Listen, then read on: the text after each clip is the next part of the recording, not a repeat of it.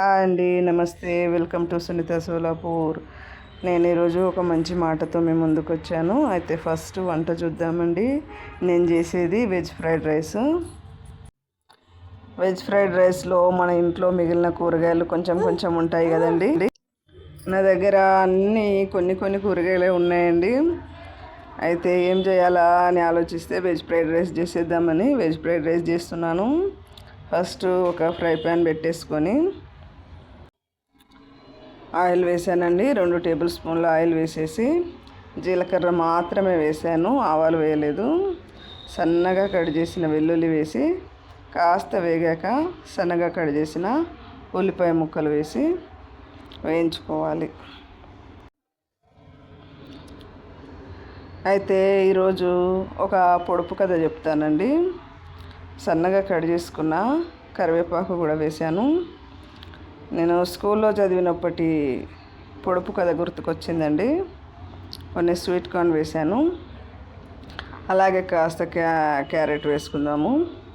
Carrot ముక్కలు సన్నగా cut చేసినవి వేసేసి ఒకసారి కలుపుకుందాము. అయితే పొడుపు కథ చెప్తానండి. తెల్లటి పొలంలో నల్లటి విత్తనాలు చేతితో చల్లుతారు, నోటితో ఏరతారు. ఏంటవి? ఎవరైనా చెప్పగలరా? చెప్పండి, కామెంట్ బాక్స్లో పెట్టండి. దీని ఆన్సరు నెక్స్ట్ పెట్టే వీడియోలో చెప్తానండి.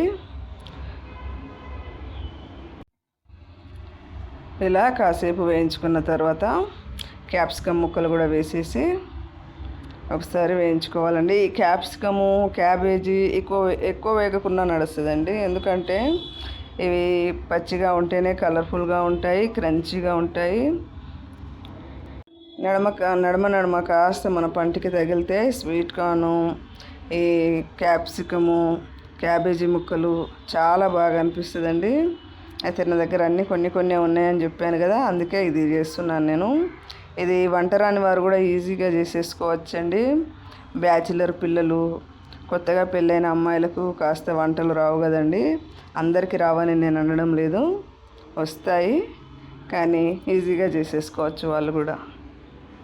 ఎవరైనా రాని వారు ఉంటే ఈజీగా చేసేసుకోవచ్చు.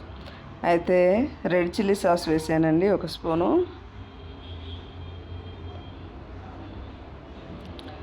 రుచికి సరిపడినంత ఉప్పు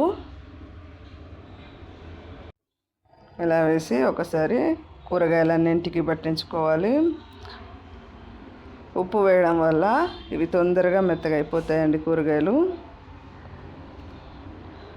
కాస్త పసుపు వేసుకుంటున్నాను.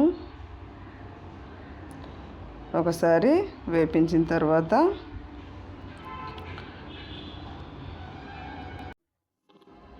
అన్నము వేసేసుకోవడమేనండి. ఇందులో మామూలు రైస్ అయినా వేసుకోవచ్చు, బాస్మతి రైస్ అయినా వేసుకోవచ్చు, రాత్రి మిగిలిన అన్నంతోటైనా ఇలా చేసేసుకోవచ్చు, లేకుంటే వేడిగా వండిన రైస్తోనైనా చేసేసుకోవచ్చు. ఎలా చేసుకున్నా బాగానే ఉంటుందండి. ఇలా ఒకసారి కలుపుకొని కొంచెం సోయా సాస్ వేసి కలిపేసి కొత్తిమీర స్ప్రింగ్ ఆనియన్స్ వేసుకుంటే ఇంకా బాగుంటుంది, కానీ అవి నా దగ్గర లేవండి, మీరు వేసుకోండి ఉంటే. కాస్త కారం కూడా వేసాను. అయితే దీనికి సంబంధించిన ఇంగ్రీడియంట్స్ అన్ని చెప్పేశానండి. ఈరోజు మంచి మాట ఏంటంటే, ఒక 10 మంది మంచి వాళ్ళలో ఒక చెడువాడు వస్తే వాడు మంచిగా మారిపోతాడు. అదే 10 మంది చెడ్డవాళ్ళలో ఒక మంచివాడు వెళ్తే వాడు చెడుగా మారిపోతాడు.